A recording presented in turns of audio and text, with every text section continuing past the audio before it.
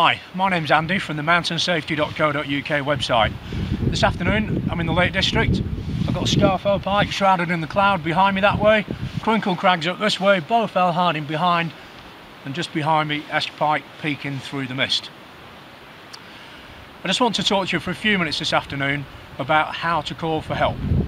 So when to call for help is covered by a separate section on the website and a separate video, and this is about how to call for help.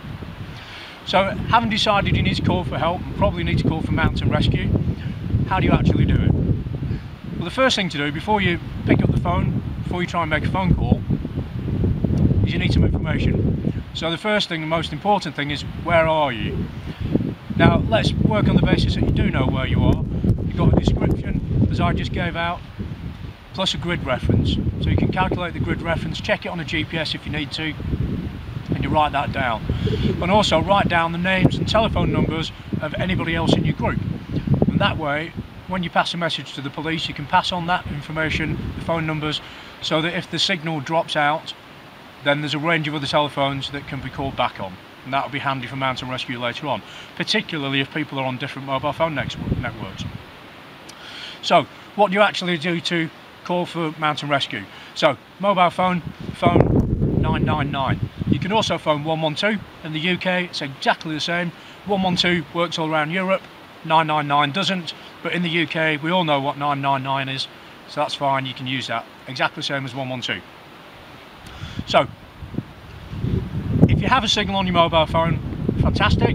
If you don't have a signal, moving a short distance away, maybe slightly uphill, maybe if there's a promontory a little bit not too far away, you can go and stand on that and maybe you can get a signal. Sometimes just turning round makes a difference. You've just got to try it. You've got to try and find a spot where you've got a mobile phone signal. So assuming you've done that, it's 999.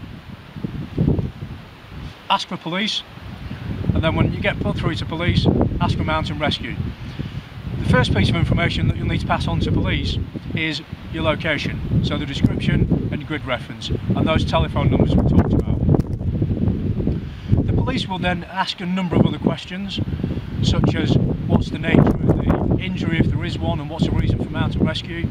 They will then end the call and then make a phone call to the mountain rescue coordinator, who will then try and call you back. If they can't get through on your mobile number, they've then got a range of other mobile numbers that you gave out to the police that they can try and contact you back on. The mountain rescue coordinator will then work out further information, ask you more questions, and then depending on the nature of the injury or situation, they will deploy resources as they see fit, which could be a couple of people. If they know where you are but you're not quite sure how to get up the hill, they might send a couple of people to get you.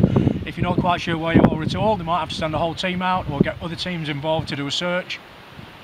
And if there's a potentially life-threatening injury, or they're a long way away, you're a long way from the road, then you might need the assistance of a helicopter. So that's a very quick introduction as to how to phone for help.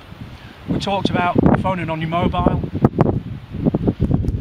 One further thing to mention is, if you didn't get a phone call back from police or mountain rescue after a few minutes, 5 or 10 minutes at the most, then you need to phone 999 again. It could be that your mobile phone doesn't have a signal on its own network, and if that's the case, it will use the mobile signal of any other network. The only problem with that is, whilst you can make a 999 call, nobody else can phone you back. So be prepared to make another 999 call if you don't hear back from anyone after a short period of time.